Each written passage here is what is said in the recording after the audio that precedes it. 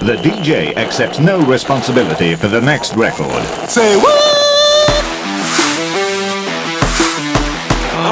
Oh no, he said. Where's the money, man? Where's my money?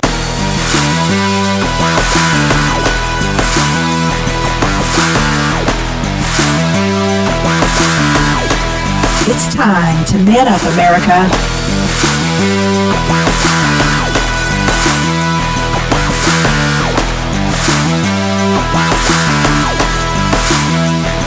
Let's do this. Okay, Cleveland.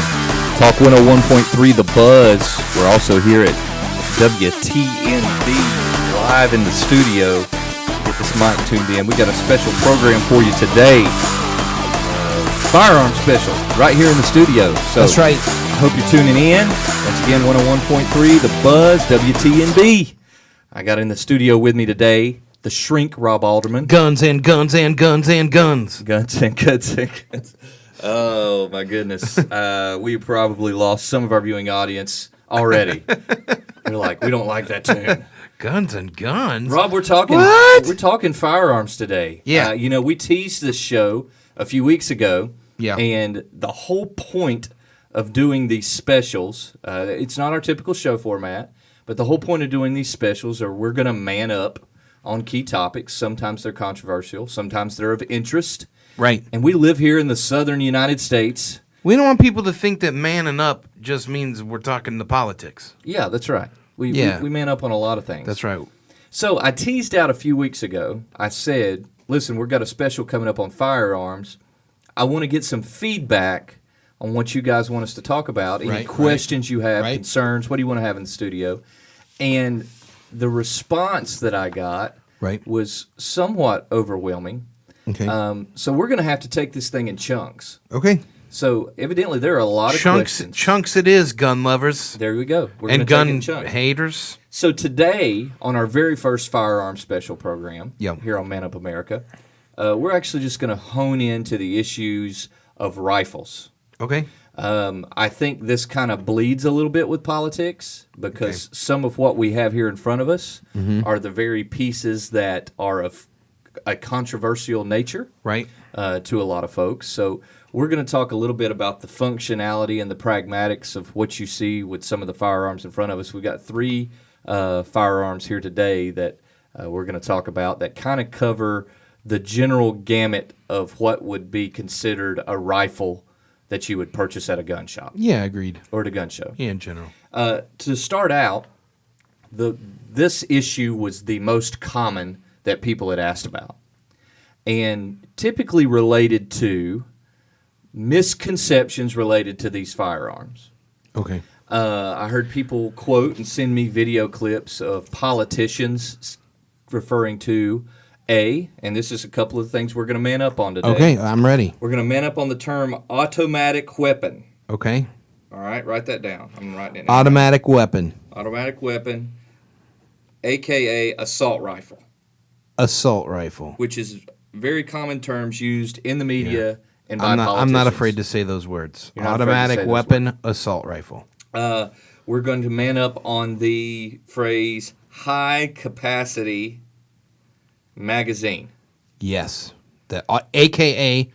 best magazine. Best magazine. the highest capacity. Oops. Did I tip my hand a little about what I think? What do you think? But these are the buzzwords that are thrown around of course. in society, particularly by people who may or may not be as knowledgeable on firearms as others. So what we're going to do is we're going to man up on those issues. And then last but not least, we're going to talk about caliber. Caliber.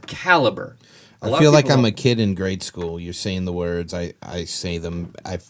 And repeat them. Can you spell them? Right. Caliber. Caliber. Caliber. You have to say it again. Caliber. So you've won the spelling bee. Why we picked on these topics is because you, the viewers of Man Up America, and the listeners on Talk 101.3 The Buzz, had the biggest questions related to this. Second to that, I think will be our next firearm special, has to do with personal safety. Yeah. I expected personal safety would be number one. Because personally, the most questions I get are related to what kind of gun should I look at if I want to carry a piece, Right, or if right, I want right, home right. protection.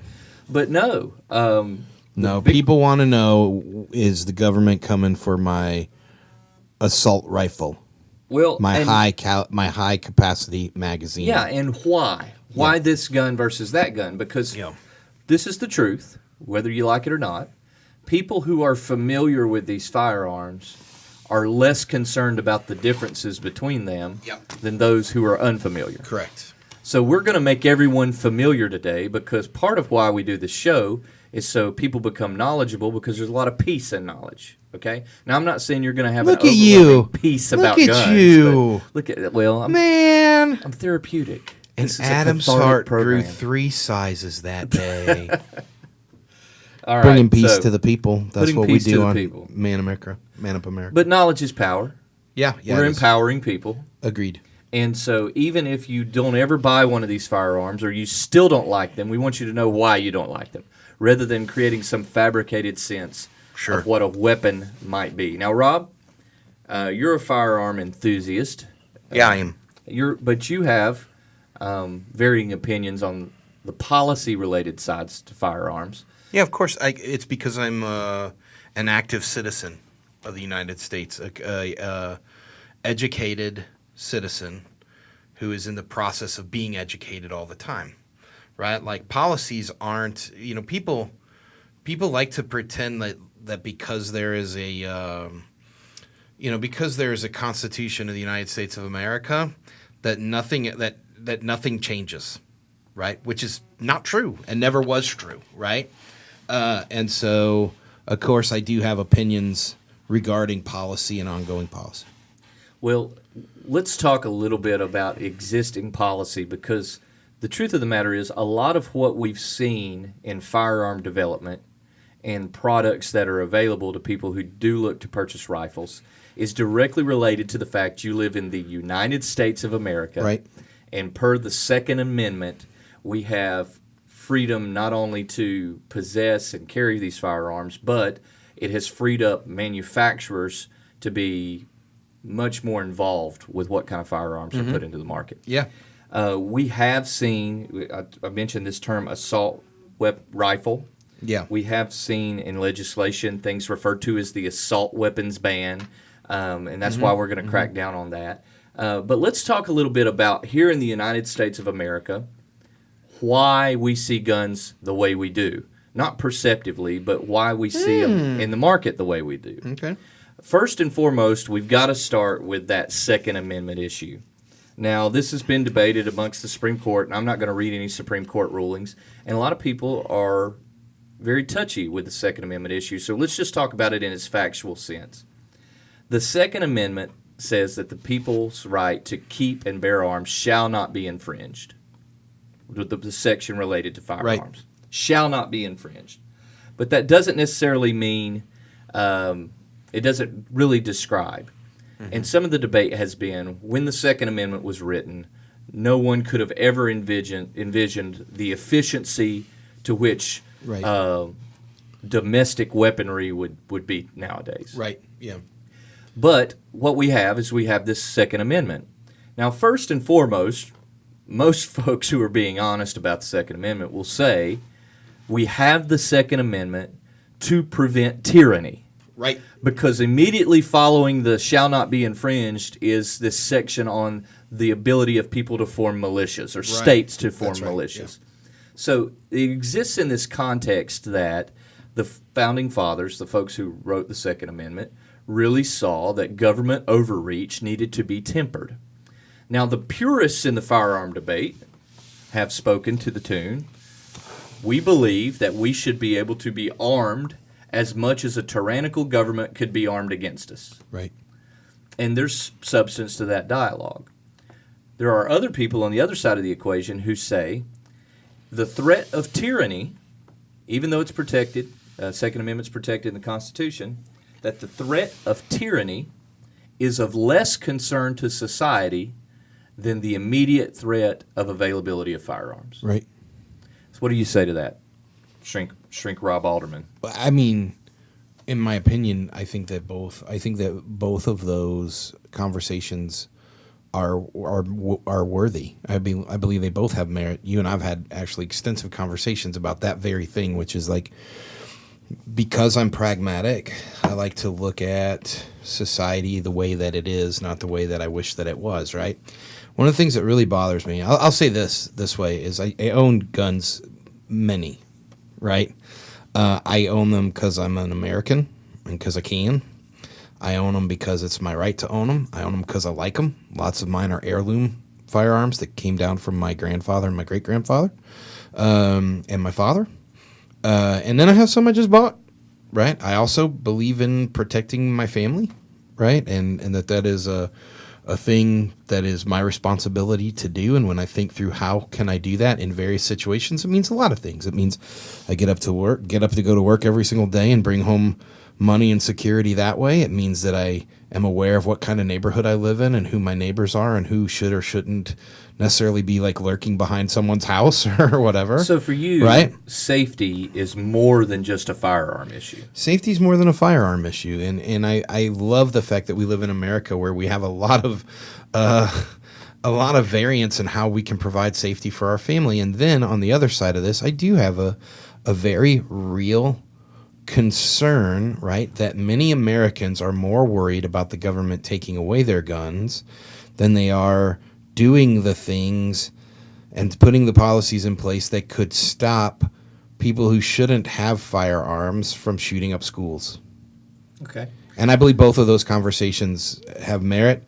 And I actually fall on the line that, like, a dude with a knife is not going to inflict as much damage as a dude with a gun.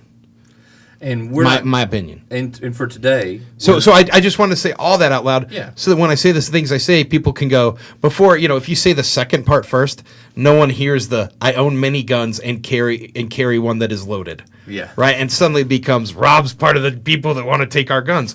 No, actually Rob's part of the people who want your kid to be safe in school. And part of that safety begins with a good knowledge of what you're talking about, especially Right. when we talk about the political side of what should or shouldn't be banned.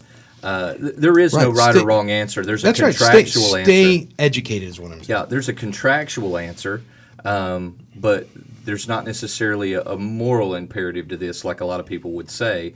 The Constitution, in essence, is a contract, and the forefathers thought it was important to establish some degree of defense against tyrannical government. Now, I find it interesting, first and foremost, that a lot of times we ignore the lessons of history. Right? And the lessons of history say that tyranny is almost the default that civil society lands in at some point. And unless we think that we are so enlightened in the 21st century that we are above self-interest and egotism and narcissism, which Right. I know during this election season a lot of folks would say, well, evidently we're not. Right, clearly we aren't. But unless we think we're above those things, those are really the drivers behind why tyrannical governments emerge. But what we've had in America, though, is some sense of debate. And currently, we have a lot of freedom related to firearms that we can purchase. But we also, because to whom much is given, much is required, right? Yeah. I think that we are required as people who are firearm owners to enlighten people on exactly what it means to own a particular firearm. And it's specifically what we're going to look at here is we're going to look at 3 firearms that are in question and very similar to one another. And I'm going to describe briefly kind of the form and function of them. And one of these, the mere appearance, shakes people out of their boots. Sure. Now, I am a first-generation firearm guy. I grew up in a house that there were no guns in the house. Okay. My family was not a hunting family. I had to teach myself through other people who did know exactly what it meant to have a firearm and the responsibility of owning a firearm. And so a lot of what I have learned over the years has come as a surprise to me. I was one of those that did not know until I was in my early 20s that there wasn't such thing as an assault rifle, that was a political term that Right. was manufactured, which brings us to number one. Yeah. I want to talk quickly about an automatic weapon. Yeah. Now, I'm going to flip over to a camera angle here, and I'm going to step away from the mic just to point at something. Cool.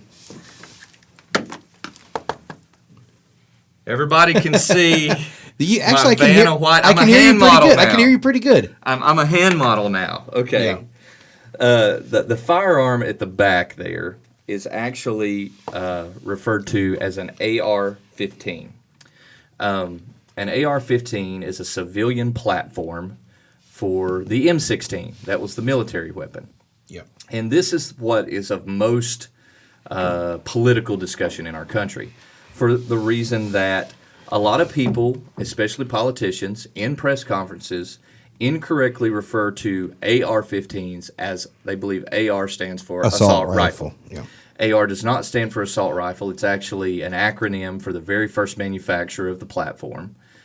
So it was a proprietary name, but it does not stand for assault rifle. Other people believe it stands for automatic rifle, which is also incorrect. This piece is neither automatic, Nor assaulting. nor assaulting more than any other firearm. It is a semi-automatic weapon, meaning that if you were to fire this weapon, you would pull the trigger, it would discharge a round, immediately another round would wind up in the chamber, and if you pulled the trigger again, that round would be ready. That is semi-automatic. Yeah. Automatic weapons are weapons where one pull of the trigger starts a chain of rapid discharge of fire or of bullets out of a weapon. Now, this is what a lot of folks don't realize. We are capable of owning automatic weapons Right. in the United States. Yes. You can go to a gun store or a gun show and buy an automatic firearm That's correct. that shoots with the one pull of the trigger multiple rounds. But here's what the uninformed folks don't realize. In order to own that automatic weapon, you have to apply for a tax stamp. So again, it's all about taxes, right? You pay a $200 tax stamp every time you buy one of these weapons. With that comes not only the typical background check that you have to have when you buy any firearm, but a federal FBI screening. Right. The FBI screening. And once you buy one tax stamp, whether it's for a suppressor, some of you refer to those as silencers, Right. or for an automatic weapon, it becomes the equivalent of an open warrant for the FBI to search your premises. Check in on you anytime they want. anytime. Yeah. So you have some people like me who don't own automatic weapons, who don't own suppressors. Because you don't want the FBI hanging Because out at your house all the I time? don't want the FBI to just be able to walk in my house for no apparent reason. Right. I like my freedom of privacy Yeah. and More than your private freedom property. of automatic. So here's the educational point number one related to automatic weapons and assault rifles. AR does not stand for automatic rifle. It does not stand for assault rifle. Right. And for you to own an automatic weapon or a suppressed weapon, you are under the watch of the FBI. Consented You pay watch. to be under the watch. You've paid, You paid be money under to the be watch. babysat. Yeah. So why does this matter? If you find someone who has acquired an automatic weapon outside of those parameters doing illegal activity, it's not the legal means whereby you acquire weapons that has led them to have that weapon. Which is a very long way to say changing the laws would not have affected how they directly acquired that firearm. Because they did not go through a legal means to do it. Had they Truth. gone through a legal means, they would have paid a $200 tax stamp. Truth. Are you familiar with this platform, Rob? Oh yeah. Okay. This is the gun of choice, at least in the South. I mean, if you're buying these days, Once again, You know. the one standing up, propped up right here on the bipod. this is what everybody. The other thing about this gun, just socially, is like this is the gun that when a dude finally goes, "That's it, I'm getting a gun." Right? All his other buddies have a ton of guns, and he finally decides he's getting a gun. This is the one he gets. This is the one he gets. This is what I like as an owner of an AR platform. It's very lightweight. Yep. If you are a sports shooter, if you're somebody like me that actually gets a lot of pleasure of going to a range, I teach my children marksmanship. This is a firearm that is very efficient in long range target practice. Yeah. And somewhat affordable with how you can acquire bullets to go out and do something like that. I actually own this in the 22 platform. It's still an AR-15, but it shoots 22 rounds, which is So that you can afford to shoot it. absolutely. But for me too, this is also a very intimidating self-defense piece. Sure. This actually has a degree more accuracy than any personal handgun would have in a home. You can shorten the butt stock a little bit to where you can use it in close quartered space, and it becomes a very nice weapon in the event. I guess if we did have a tyrannical If there was overthrow tyranny, you're ready. or social unrest. Social unrest, you're ready. Yeah. For people who are familiar with pistols, which we'll get into in a different show, they're not quite as accurate a long distance. And if there's one thing a responsible gun owner should have in mind, it's accuracy. Regardless of what firearm I carry, I want my bullet to hit the target I want it to hit, not something else. And we'll get into types of ammunition later that actually can aid you with that. So let's compare this. The I call it the demon weapon because it's demonized more than anything else in the media, and I'm still waiting for the legitimate concerns related to it. So let's ask ourselves the second question: high capacity magazine, which this firearm has. We'll go back to a close shot of that, and you'll see it. I'm gonna get up again. Everybody can see the high capacity magazine right here. That's a 30 round magazine. Right. Folks, Any more than 10 is considered high capacity. anything more than 10, and it is not considered a clip. It is a magazine. Clip maybe at best is a colloquial term. The gun snobs will slap you if you refer to it. Well, I'm no gun snob, so I can say clip. Okay, there it is. Snoop Dogg coined the clip thing in a rap. So there you go. Maybe the clip moniker. I'm came almost from- positive clip has been used longer than Snoop Dogg. Well, he's the one that made it popular. I'm pretty positive. So a 30-round magazine in this firearm, and some of the debate has been whether who needs 30 rounds to accomplish anything. The purists say it doesn't matter if we need it, if we have a right to Whoever it. I to it, yeah. You know, who needs the freedom to yell racial slurs from the courthouse steps? You know, no one needs the freedom. No to one do needs that. it, but they've got it. But they have it. By comparison, if you'll look at the next gun, net down, I'm stepping away again. This firearm here, and just so our viewers and listeners can know, if you're on the radio, you're not able to see these, but the first gun that I showed was an AR-15. The second gun is actually a Winchester 30-30 repeater hunting rifle. Yeah. It's actually my Lever action hunting rifle. And so firearm people, you'll know that. I hope folks that are watching will actually Google it. Lever action 30-30 is actually one of my favorite. It's the cowboy gun. My favorite firearms ever made. Yeah, it's the cowboy gun. When you watch old westerns and they're shooting a rifle from a horseback, Yeah, it is this lever gun. action. So this lever action firearm actually holds.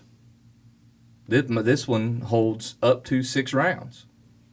So it's not high capacity, but this is kind of what I want folks to see. And you can't see this if you're in radio land, but you can go look it up. I want you to go and look up the actual size of an AR-15 round. This is a 5.56 round. 5.56 .223 is what an AR will shoot, the typical ARs. And this is a 55 grain bullet. So 55 grain bullet. By comparison, this is the 30-30 round, Right. which is a 155 grain bullet. That's right. So when we talk about inflicting damage, there's a reason that a lot of folks don't go deer hunting with the AR-15. That's right. Is the bullet size is actually fairly tiny when we look at it compared to other rifles. Yeah. Now, there's a number of rifles out there. There's 30-06, there's .207. There's a lot of cartridges, but I encourage you, if you're curious, go into a gun store and look at the caliber, which is question 3. Look at the caliber of bullet, the grain that it will actually shoot. A lot of times, it's going to give you powder pack on that package. And It's going to give you the size of the And bullet. you sure know it the first time you shoot a 30-30. Yeah, you'll feel it in your shoulder. Yeah. So there's kind of the general breakdown. You may have more in your magazine in an AR, but you're going to inflict a lot more damage with a 30-30. But very few people, although there are some, call in for the ban of 30-30 repeaters.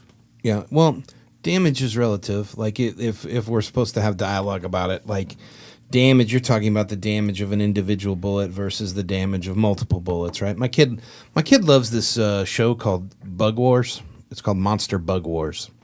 It's on YouTube. You guys can all check it out. And it's basically where they you remember those shows like Ultimate Fighter, who's stronger, Genghis Khan or the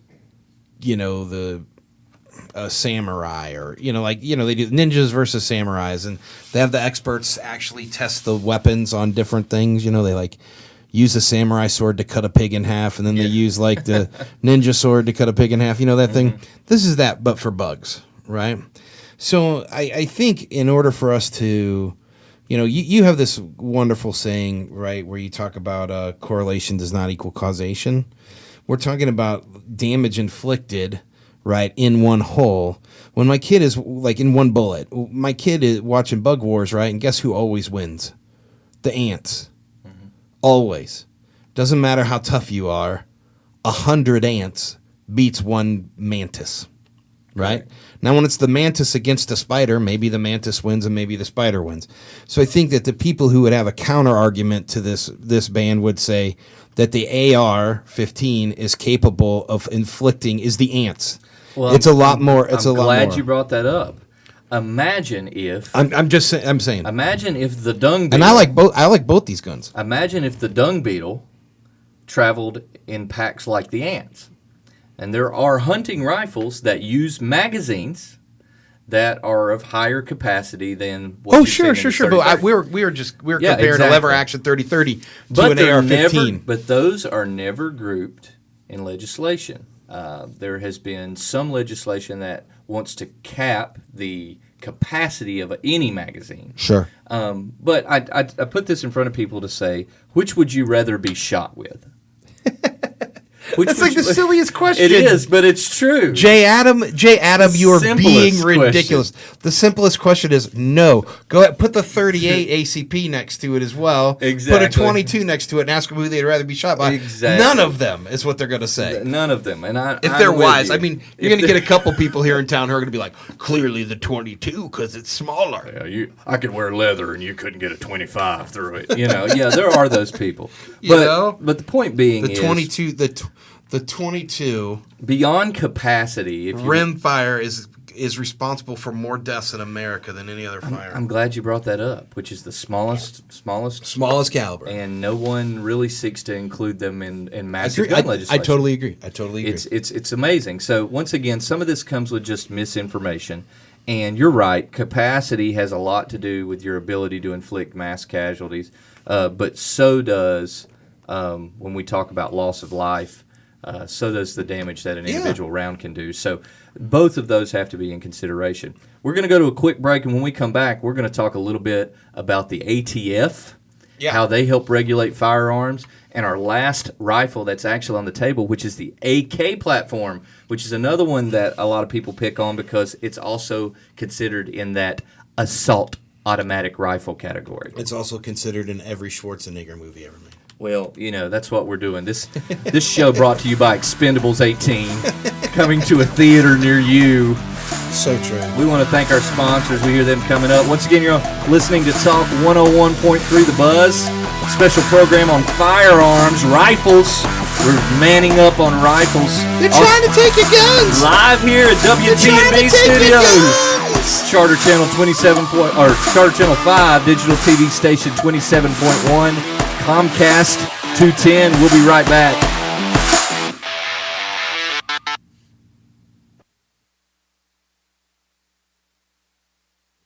Take it from the good Dr. J. Adam. There's no need to go far and wide to look for mortgage help. Call 339-8086, Home Mortgage Solutions, LLC, right here in Cleveland. Their team's prepared to help you with lending, with refi options. Just give them a call, 339-8086, and tell them the good Dr. J. Adam sent you. Woodman Life has been keeping its promises to members for more than 100 years. That means we've survived the Great Depression, Black Friday, and all the other ups and downs our economy has faced. In good times and bad, we're strong and stable. We're an organization your family can count on. At Woodman Life, we've always believed that slow and steady really does win the race. Our conservative investment philosophies are just one part of the strength of our organization. What really makes Woodman Life strong is the trust and loyalty of our members. Contact your local Woodman representative today by calling 423-790-2847. With 3 offices serving Southeast Tennessee, your Woodman representative standing by to help you.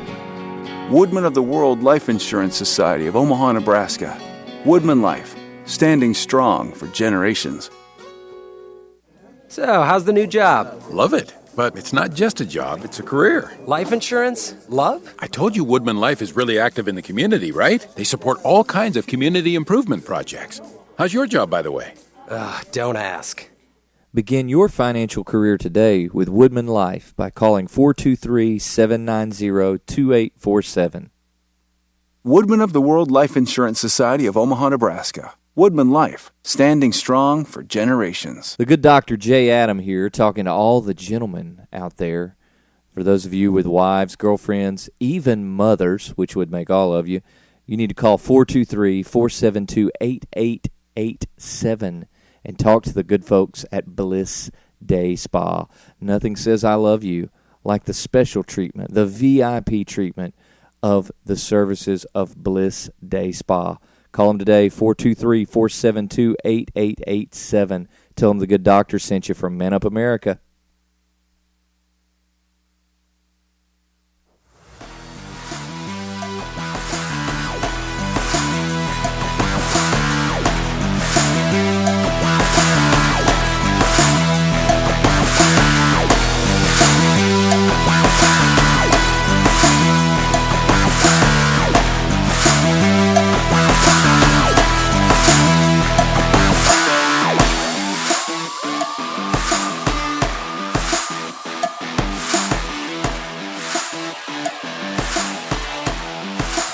Y'all couldn't even hear me because I didn't have my microphone on. Live in WTMB studios. I said we're back. Talk 101.3. Yeah, I was picking it up. I was picking up for you. And do you know the stations yet? Charter Channel 5. Boom. And other channel 220. 210 Comcast. 210 Comcast. 27.1 on your direct digital TV dial. It's a lot of To be fair, it's a lot of stations, and I'm a simpleton. You're a simpleton. So let the record show. Listen, self-proclaimed. Self-proclaimed simpleton. Self-proclaimed simpleton. All right, once again, we're doing our firearms special, and the largest feedback that we got on the firearms special was kind of dispelling some general, I wouldn't call them rumors, but misnomers. Yeah. Related to rifles of all things. And full disclosure, Rob and I have admitted that we both are firearms owners, and I consider myself an enthusiast. I think that I'm a collector to some degree, so I appreciate the inherent inheritance value to firearms. I hope to pass them on to my children, and I hope that my children become very aware of the danger that they can inflict and the responsibility of owning one. And we as parents take that as a big responsibility. But I'm going to dedicate a firearms show in the near future on safety. And I think that's just as important as the knowledge we're giving you to empower you. The safety knowledge will empower you as well. So we've already talked about how people are constantly wrong related to automatic weapon and assault rifle. We've been very clear that in order to own an automatic weapon in the United States, you have to apply for $200 tax stamp, Right. which gives the FBI permission to research your background and to watch you from that day forward. Right.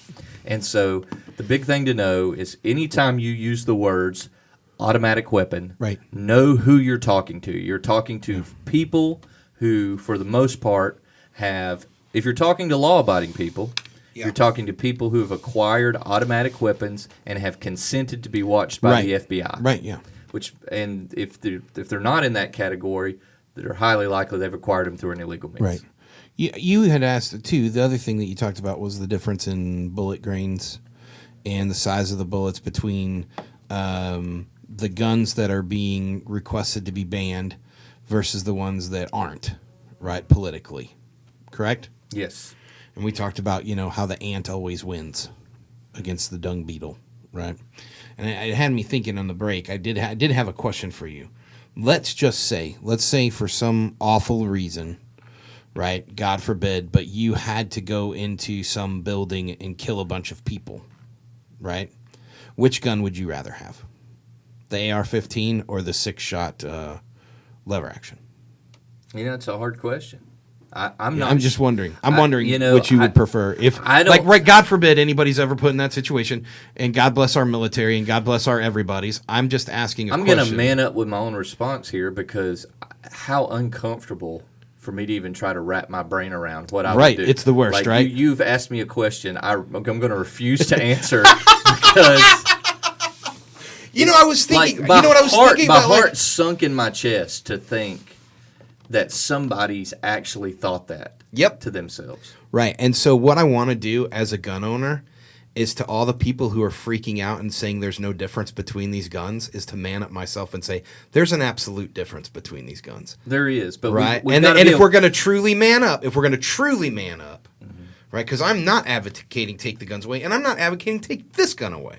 I'm pointing at the AR, by the way. Pointing at the AR. I'm pointing the thing I just asked you, right? I was like, how do we be fair in this, right? Because that's what we really try to do here. Because remember, the people on Facebook, they kind of got at us a little bit because they said we were too vanilla, and we don't take our stances, and that's actually not true. Because Well- what's true is we have our stances, but more than that, we're just challenging people to think, we challenge ourselves on the show. and we too. challenge ourselves. And- So and I here's was the sitting there challenge thinking, that like, there is a difference between these two guns, and I think that's why one is being called for ban. Now, I don't think it should be banned. Well, I personally don't think it should but be, look, but I think okay, there's a difference. let's say someone was inclined, and I said we weren't going to get into the politics of this, but here's the historical significance of this debate. Yeah. If someone was looking for, all right, how can I inflict the most casualties? Yes. They're moving on beyond firearms. Firearms are not in the discussion. And history has proven that. The largest We're going loss to of life, explosions at that time. other than the shooting in Orlando, I'm gonna allow you to the- pass on this question. Okay, well, but- let me finish. You're Yeah. interrupting a very important point here. Okay. Of the I'll do that again. The top 10 domestic losses of life from a terrorist activity, only one of them, the shooting in Orlando, involved a firearm. Sure. Yeah. The rest were explosives. Dude, I totally agree. Household explosives. So I was actually going to bring What that I up say later. is- I was actually yeah. going to bring that up later. So what I say to folks is it a rational fear for mass loss of life to fear high capacity when we know that historically folks who are considering massive loss of life go to other tools? Correct. So the question becomes, if I'm not considering mass loss of life and I'm targeting loss of life, why would I favor an AR and not the more damaging round of a typical hunting rifle? Right. And so that's kind of the general debate. We're manning up. We're proposing that to people to say, think, guys. Right. Think Yeah. rationally about I agree. That wasn't to put you on the spot. That was more But for man, our listeners. talk about you putting me on tilt. I got I you. really,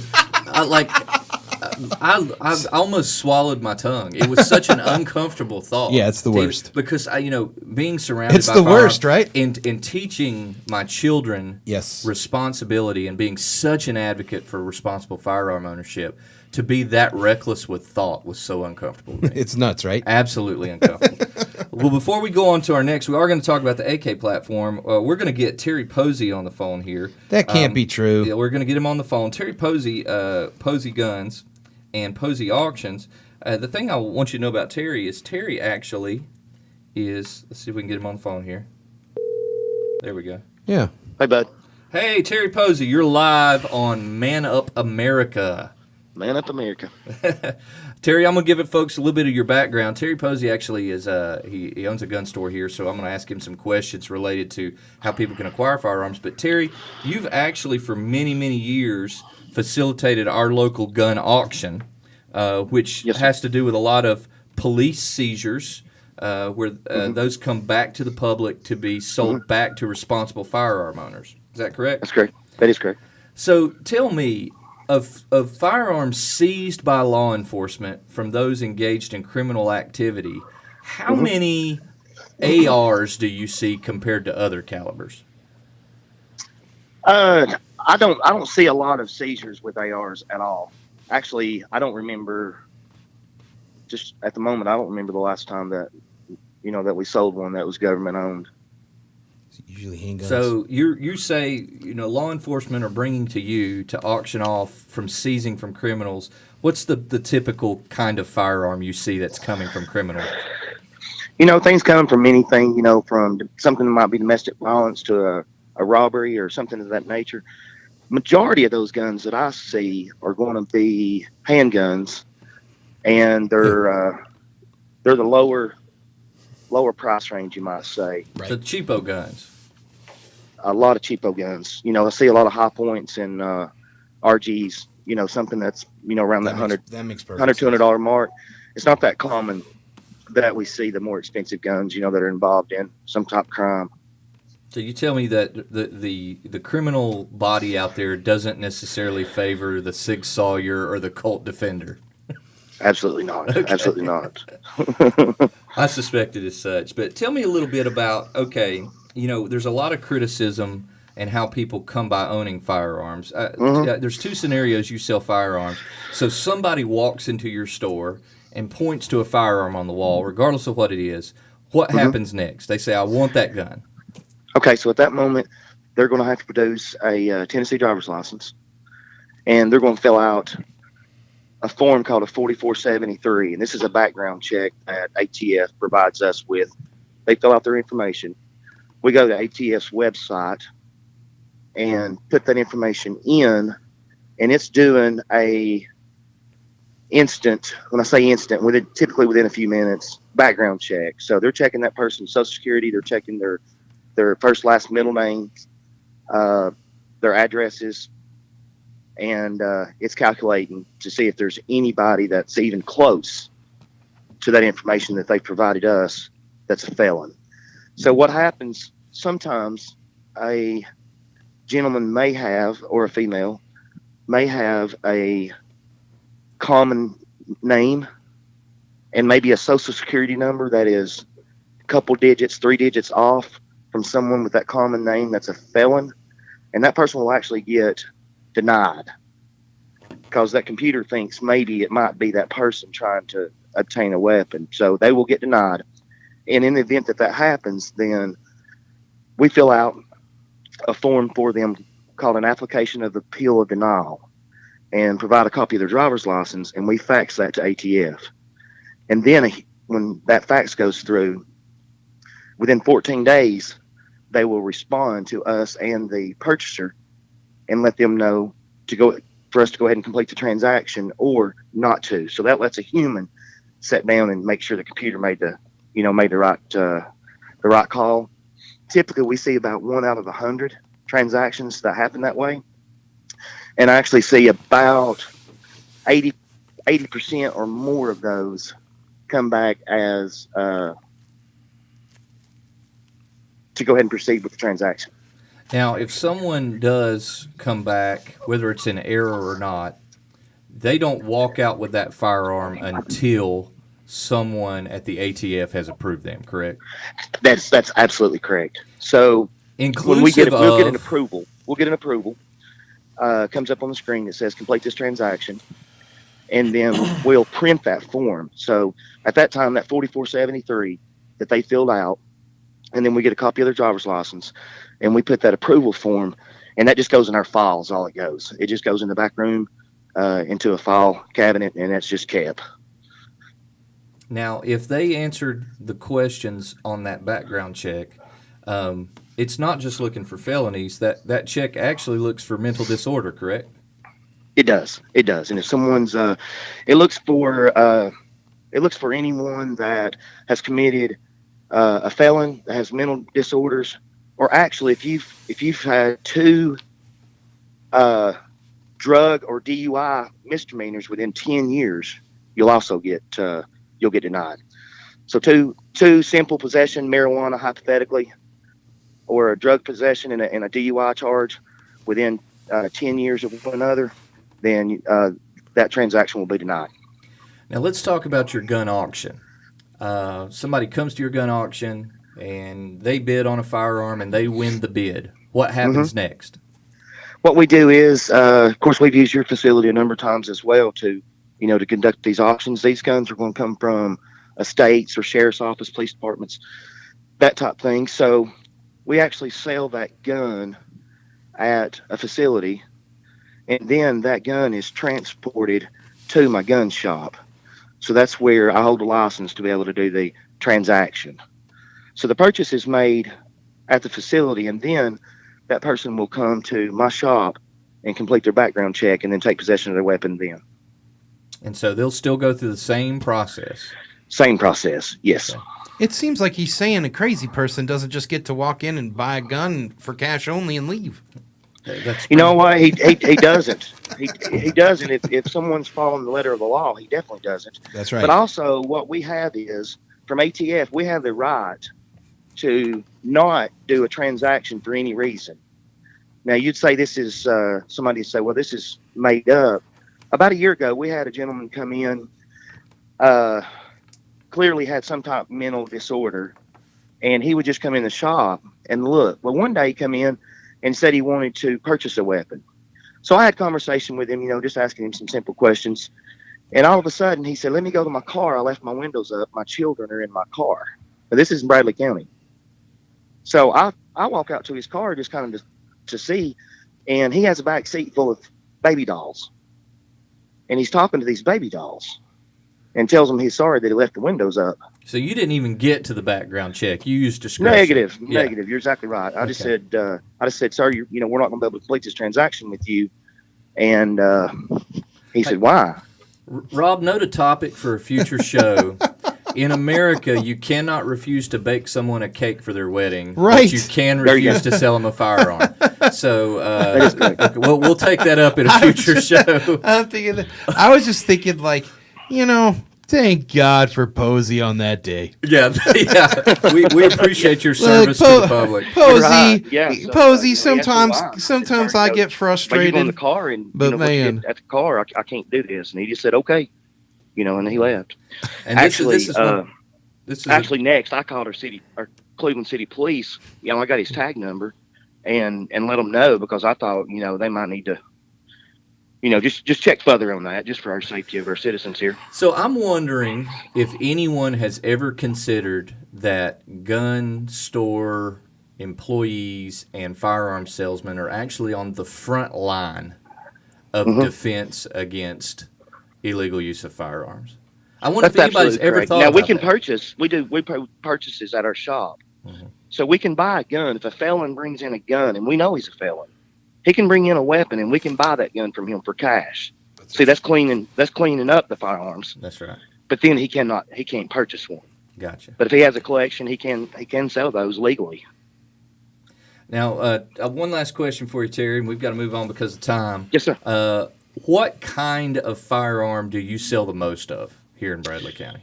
We sell the most of small Glocks, like a little 42 or 43. Those are 389 millimeter Glocks. So personal defense weapons. Personal defense, and then our most popular female weapon to purchase is a Smith 442 model, something of that nature. It's a 38 revolver. And all of those are handguns for our listeners out there. They're handguns that are often used to carry and conceal for personal safety. So that's correct. 80% of our weapons sales at our shop, and I usually transfer about 8,000 to 10,000 weapons a year, but 80% of those are going to be handguns. Awesome. Well, Mr. Posey, you've been a gentleman here on Man Up America. We appreciate your time, sir. Glad to be a part. Take care, bro. So there you have it, direct from the horse's mouth. Posey, superhero. You know, I got him on the phone for that big revelation, which was I think we need to start considering those who actually work in firearm transactions as members, as people who help us in the war to stabilize firearm ownership. And I find that they're rarely Can be. consulted. Right, can be. Like Can I was just thinking, thank God for Posey, right? Yeah. In a world full of people who maybe aren't that, right? Well, but the And I'm not majority saying of the people ones are- that I know, I don't think that they're doing it. I guess I don't know that many. I keep know in mind Posey that would you do and any- that nice lady at Fugates. Those are the two people I know. But you're in a business that you own. Are you going to do anything that's going to jeopardize your ability to continue to work? Oh in no, your no, no! profession? And I'm not saying that other people are either. I think it's what I'm saying is like I love the fact, like what he was saying. You know, he can buy these guns even. Mm-hmm. You know, get them off the street, get the guns out, and then turn around and not sell a weapon to somebody. So the point I'm making is, Firearm. isn't it a reasonable conclusion to think that most folks who are professionally selling firearms go about their business in a way to where they're not going to jeopardize losing their business? Oh, yeah, absolutely. Rather than immediately assuming they're just selling to anybody. Oh yeah. Yeah, I think one's a more fair assessment. So Terry kind of gave us the breakdown and pretty much said it. You know, personal protection is what he sells the most of. Not surprising that the confiscations are cheap handguns, and not surprising that the sales in Bradley County are mid-range home defense handguns. And we'll come back to that in our future firearms show. But the point we wanted to bring that up today is police aren't seizing ARs and AKs from Too criminals. expensive to go do something bad with. It is absolutely an expensive move. It's too Criminals no. are surprisingly efficient in their enterprise. That's right. Criminals are out there trying to steal money, not spend a ton of it on a nice AR. Yeah, they're like, I really need to. How do we buy this tax stamp That's so I right. can have this? Man, automatic? listen, I need this tax stamp so the FBI can be around when they confiscate my super expensive gun. Gotcha. Well, Terry mentioned the ATF and how the ATF regulates firearms. Yeah. Not only they regulate the background check, and they're pretty efficient, like I said, or like he said, most of the time, if anything, they're going to screen you out rather than Right. screen you in. Yeah. Whether it's mental health, felony, domestic abuse, even if you have a court order of protection against you, you're not going to pass a background check. Right. So background checks are fairly tough. I'm going to kick over to a camera angle here because I'm going to show you one last caliber. Once again, we're looking at caliber, right? Yes. I'm going to show you one last caliber. If you look here, this is a 122 grain 7.62 by 39 round. Yeah. And this is what an SKS or an AK platform Yes. shoots.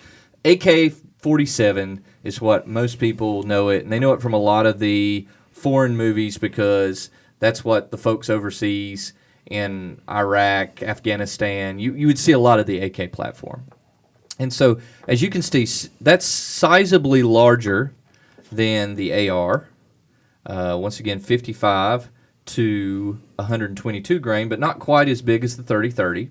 If you're listening to us in Radio Land, just note the difference. 122 is larger by double Right. what 55 is going to be.